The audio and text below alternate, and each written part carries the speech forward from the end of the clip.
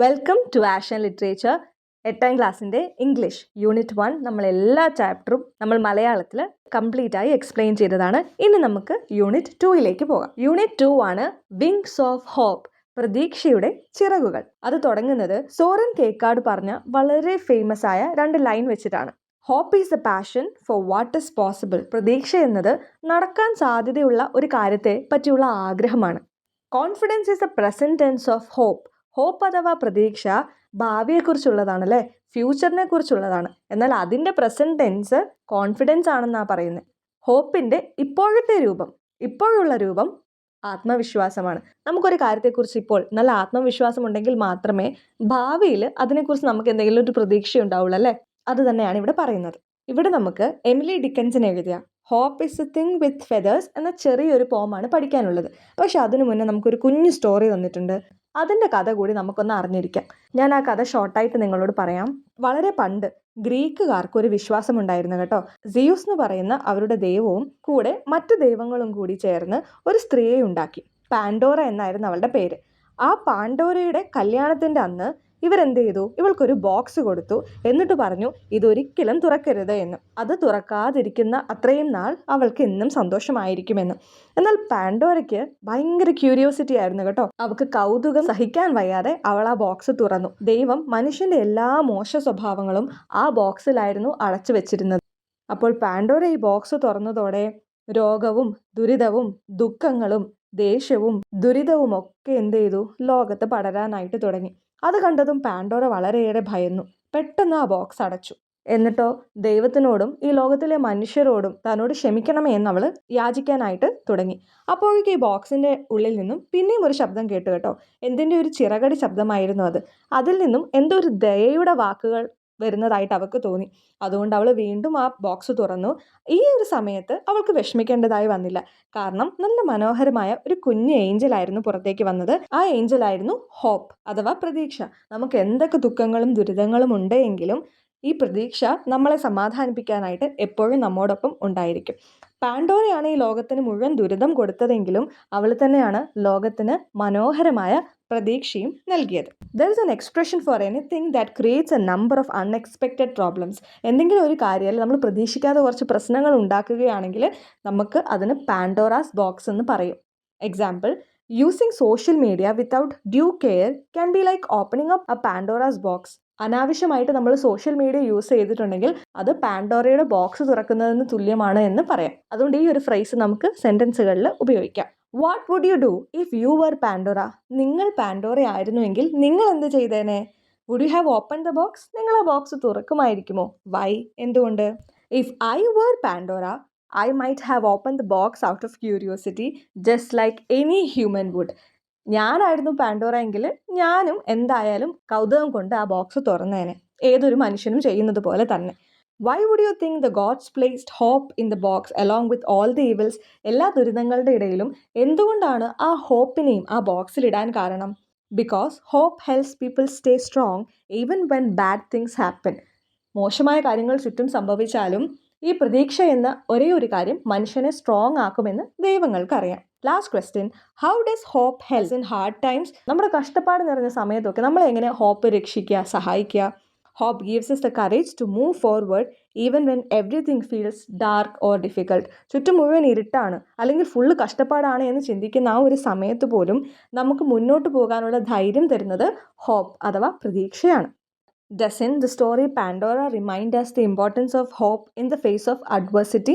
Adversity എന്ന് പറഞ്ഞാൽ കഷ്ടത. ഈ കഥ നമ്മൾ എന്താണ് ഓർമ്മിപ്പിക്കുന്നത്? കഷ്ടത നിറഞ്ഞ സമയത്തും പ്രതീക്ഷയുടെ, ഹോപ്പിൻ്റെ ഇമ്പോർട്ടൻസ്, പ്രാധാന്യം. Has hope ever helped you in hard times? നിങ്ങളെയും കഷ്ടത നിറഞ്ഞ ഏതെങ്കിലും സമയത്ത് പ്രതീക്ഷ സഹായിച്ചിട്ടുണ്ടോ? Let's explore the idea further in Emily Dickinson's poem. നമുക്ക് ഈ ഒരു കവിത കൊണ്ട് പ്രതീക്ഷയെക്കുറിച്ച് കുറച്ചും കൂടി കാര്യങ്ങൾ അറിയാം. Hope is a thing with feathers, Emily Dickinson. Hope എന്ന് പറഞ്ഞിട്ടുണ്ടെങ്കിൽ എന്താ? ഒരു വിശ്വാസം അല്ലെ, ഒരു പ്രതീക്ഷ. ഇവിടെ തിങ് എന്നതുകൊണ്ട് വസ്തു എന്നാ പറയുന്നത് അല്ലേ. അപ്പൊ തൂവലുകളുള്ള വസ്തു എന്തായിരിക്കും? അതെ, ഒരു പക്ഷിയാണല്ലേ. എന്നാൽ ഇവിടെ ഡയറക്റ്റ് ആയിട്ട് അതൊരു പക്ഷിയാണെന്ന് പറയുന്നുണ്ടോ? ഹോപ്പ് ഈസ് എ ബേർഡ് എന്ന് പറഞ്ഞാൽ പോരെ. ഇവിടെ എന്തുകൊണ്ടാണ് hope is a thing with feathers എന്ന് പറയുന്നത്? നമ്മുടെ എല്ലാവരുടെയും മനസ്സിൽ പ്രതീക്ഷയുണ്ടല്ലേ, എന്നാൽ പെട്ടെന്നൊന്നും നമുക്കത് കണ്ടെത്താൻ കഴിയാറില്ല. പല കാര്യങ്ങളിലും നമ്മൾ തളർന്നു പോകാറുണ്ട്. സ്ട്രെയിറ്റ് ആയിട്ട് നമുക്ക് കണ്ടെത്താൻ പറ്റാറുണ്ടോ പല സാഹചര്യങ്ങളിലും? ഇല്ല. അത് തന്നെയാണ് ഈ ടൈറ്റിൽ കൊണ്ടും സൂചിപ്പിക്കുന്നത്. സ്ട്രെയിറ്റ് ആൻഡ് ഡയറക്റ്റ് ആയിട്ട് ഹോപ്പ് എന്താണെന്ന് ഇവിടെയും പറയുന്നില്ല. ഇത് പെട്ടെന്ന് പ്രതീക്ഷ കണ്ടെത്താൻ കഴിയാത്ത മനുഷ്യന്റെ സ്വഭാവം തന്നെയാണ് കാണിക്കുന്നത്. Hope is a thing with feathers. Feathers എന്നാൽ തൂവൽ. പ്രതീക്ഷ എന്നത് തൂവലുകൾ കൊണ്ടുള്ള ഒരു വസ്തുവാണ് എന്ന് പറയുന്നു. ഇവിടെ മെറ്റഫർ ആണല്ലേ, നമ്മൾ നേരത്തെ പഠിച്ചു സിമിലി മെറ്റഫറും. Hope is like a bird എന്നായിരുന്നെങ്കിൽ അത് സിമിലിയാണ്. പ്രതീക്ഷ എന്നത് ഒരു പക്ഷിയെ പോലെയാണ് എന്ന്. എന്നാൽ ഇവിടെ അങ്ങനെയാണോ പറഞ്ഞിരിക്കുന്നത്? അല്ല, the hope is the thing with feathers എന്നാണ് പറഞ്ഞിരിക്കുന്നത്. പ്രതീക്ഷ എന്നത് ചിറകുകളുള്ള ഒരു വസ്തുവാണെന്ന് പറയുന്നു. അപ്പോൾ ഇത് മെറ്റഫർ ആണ് കേട്ടോ. That perches in the soul. Perches എന്ന് പറഞ്ഞിട്ടുണ്ടെങ്കിൽ ചേക്കേറുക. ഒരു ബ്രാഞ്ചിൽ അല്ലെ ഒരു ചുള്ളിക്കമ്പിലൊക്കെ വന്ന് പക്ഷികൾ ഇരിക്കുന്നതിനെയാണ് നമ്മൾ പൊതുവെ പേർച്ചസ് എന്ന് പറയാം. സോൾ എന്ന് പറഞ്ഞാൽ എന്താ? ആത്മാവ്. അപ്പോൾ നമ്മുടെ ആത്മാവിലേക്ക് ചേക്കേറിയിരിക്കുന്ന ഒരു പക്ഷി പോലെയാണ് പ്രതീക്ഷ. നമ്മുടെ ഉള്ളിൽ അവ വളരെ ശാന്തമായി ഇരിക്കുന്നു. ഒരു പക്ഷി എങ്ങനെയാണോ ഒരു കമ്പിലേക്ക് വളരെ ജെന്റിലായിട്ട് ചേക്കേറുന്നത്, അതുപോലെ പ്രതീക്ഷയും നമ്മുടെ ആത്മാവിലേക്ക് ചേക്കേറിയിരിക്കുകയാണ് എന്ന് പറയുന്നു. And sings the tune without words. Hope ഇവിടെ പാടുകയാണ് വളരെ സ്വീറ്റായ സമാധാനം നൽകുന്ന ഗാനം, എന്നാൽ യഥാർത്ഥ വാക്കുകൾ ഉപയോഗിക്കുന്നില്ല എന്ന് പറയുന്നു. എന്ന് വെച്ചാൽ പ്രതീക്ഷ നമുക്ക് ശക്തിയും സമാധാനവും ഒക്കെ തരുന്നു, സൈലന്റ് ആയിട്ട്, ഫീലിങ്സിലൂടെ, ഭാഷയിലൂടെ അല്ല. ചിലപ്പോൾ നമുക്ക് നമ്മുടെ ഉള്ളിലുള്ള പ്രതീക്ഷയെ വാക്കുകൾ കൊണ്ട് എക്സ്പ്ലെയിൻ ചെയ്യാനോ വിവരിക്കാനോ ഒന്നും സാധിക്കാറില്ല. പക്ഷെ എങ്കിലും നമുക്ക് നമ്മുടെ ഉള്ളിലുള്ള ആ പ്രതീക്ഷയെ അനുഭവിക്കാൻ സാധിക്കാറുണ്ട്. പ്രതീക്ഷ വാക്കുകളില്ലാതെ ഒരു മധുരമായ പാട്ട് പോലെ നമ്മെ ആശ്വസിപ്പിക്കുന്നു. അത് നിശബ്ദമായിട്ടാണ് നമ്മളെ പ്രചോദിപ്പിക്കുന്നത്. പറയാതെ തന്നെ മനസ്സിൽ ആശ്വാസം നൽകുന്നു. And never stops at all. പ്രതീക്ഷയ്ക്ക് ഒരിക്കലും തളർച്ചയുമില്ല, അവസാനവുമില്ല. അടുത്ത സ്റ്റാൻസയിലേക്ക് പോകാം. സ്റ്റോറി ആണെങ്കിൽ നമുക്ക് പാരഗ്രാഫ് എന്ന് പറയാം കേട്ടോ. പക്ഷെ ഇത് കവിതയാവുമ്പോൾ നമ്മൾ സ്റ്റാൻസ എന്നാണ് പറയാം. അപ്പോൾ സെക്കൻഡ് സ്റ്റാൻസ നോക്കാം. And sweetest in the gale is heard. Sweetest എന്ന് പറഞ്ഞാൽ എന്താ? അതിമനോഹരം അല്ലേ, അതിമധുരമുള്ളത്.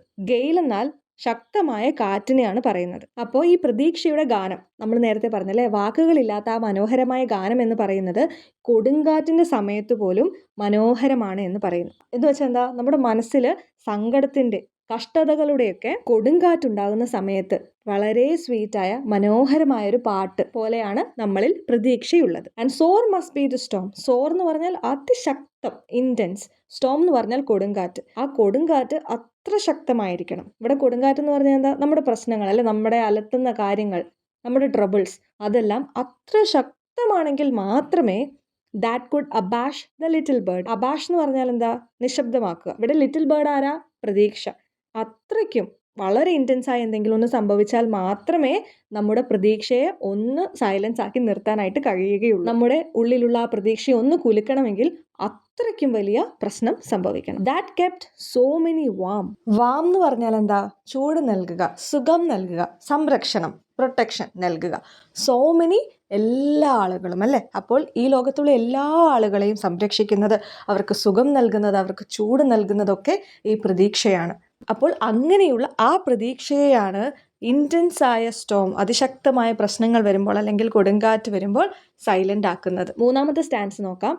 I have heard it in the chillest land. ഏറ്റവും തണുപ്പുള്ള ഒരു പ്രദേശമാണ് അല്ലെ ചില്ലസ്റ്റ് ലാൻഡ് എന്ന് പറഞ്ഞാൽ അതിശക്തമായ തണുപ്പുള്ള സമയത്തും ഞാൻ അതിൻ്റെ ശബ്ദം കേട്ടു എന്ന് പറയുന്നു. എന്തിൻ്റെ ശബ്ദം? ആ പക്ഷിയുടെ ശബ്ദം കേട്ടു. എന്ന് വെച്ചാൽ എന്താണ്? ജീവിതത്തിൽ ഏറ്റവും ഡാർക്കായ സമയങ്ങളിലും ഹോപ്പിന്റെ പ്രസൻസ് അല്ലെ, പ്രതീക്ഷയുടെ ശബ്ദം ഞാൻ കേട്ടിട്ടുണ്ട്, പ്രതീക്ഷയുടെ പ്രസൻസ് ഞാൻ അറിഞ്ഞിട്ടുണ്ട്. And on the strangest sea. അറിയാത്ത അല്ലെ, അൺനോൺ, നമുക്കറിയാത്ത സീ കടലാണല്ലേ. അതെന്തിന്റെ മെറ്റഫറാ ശരിക്കും? നമ്മൾ നീണ്ടു കിടക്കും നമ്മുടെ ജീവിതത്തിന്റെ തന്നെ. എവിടെ അവസാനിക്കും, എങ്ങനെ അവസാനിക്കുമെന്ന് നമുക്കറിയില്ലല്ലേ നമ്മുടെ ജീവിതത്തെക്കുറിച്ച്. ഒരു കടലിന്റെ അവസാനം എവിടെയാണ് എന്ന് അറിയാത്തതുപോലെ തന്നെ അങ്ങനെ കൺഫ്യൂഷൻ അടിച്ച് എന്താണ് എവിടെയാണെന്ന് ഒരു എത്തിയും പിടിയും കിട്ടാത്ത സമയത്ത് പോലും നമ്മുടെ ഉള്ളിൽ നിന്ന് ആര് പാടും? ഹോപ്പ്. ആ സ്ട്രേഞ്ചസ്റ്റ് സീയിലും ഹോപ്പ് ഉണ്ട് എന്ന് കാണിക്കുന്നു. Yet never in extremity it asked A crumb of me. Extremity എന്ന് പറഞ്ഞിട്ടുണ്ടെങ്കിൽ അങ്ങ് എക്സ്ട്രീം അല്ലെ, അങ്ങ് അറ്റം, ഏറ്റവും വേഴ്സ്റ്റായ സിറ്റുവേഷൻ, ഏറ്റവും മോശപ്പെട്ട സങ്കടം നിറഞ്ഞ സാഹചര്യം. ക്രംബ് എന്ന് പറഞ്ഞാൽ എന്താ? ഭക്ഷണത്തിന്റെ പൊടി. അപ്പോൾ ഏറ്റവും മോശപ്പെട്ട സമയത്ത് പോലും ഈ ഹോപ്പ്, ഈ പക്ഷി എന്നോട് ഒരു ഭക്ഷണത്തിന്റെ പൊടി പോലും ചോദിച്ചിട്ടില്ല. ഏറ്റവും തണുപ്പ് നിറഞ്ഞ ലാൻഡിലും അല്ലെ, ഭൂമിയിലും ഞാൻ അതിൻ്റെ ശബ്ദം കേട്ടിട്ടുണ്ട്. ഏറ്റവും സ്ട്രെയിഞ്ചായ കടലിലും സീയിലും അല്ലെ ഞാൻ അതിൻ്റെ ശബ്ദം കേട്ടിട്ടുണ്ട്, ഹോപ്പിനെ കേട്ടിട്ടുണ്ട്. യെറ്റ്, എന്നിട്ടും ഒരിക്കൽ പോലും എന്നിൽ നിന്നും ഒന്നും ഹോപ്പ് ആഗ്രഹിച്ചിട്ടില്ല. എന്തിന്? ഒരു ഭക്ഷണത്തിന്റെ പൊടി പോലും അല്ലെ, ഒരു തുള്ളി പോലും ആഗ്രഹിച്ചിട്ടില്ല. ആ പക്ഷി എന്ന് പറയുമ്പോൾ എന്താ അതിനർത്ഥം? എനിക്ക് വേണ്ടി എല്ലാ പ്രശ്നങ്ങളിലും പ്രതീക്ഷയുണ്ടായിരുന്നു, അല്ലെ, ഹോപ്പ് ഉണ്ടായിരുന്നു. എന്നിട്ടും ഹോപ്പ് ഒരിക്കലും എന്നിൽ നിന്നും ഒന്നും തിരിച്ച് ആഗ്രഹിച്ചിട്ടില്ല.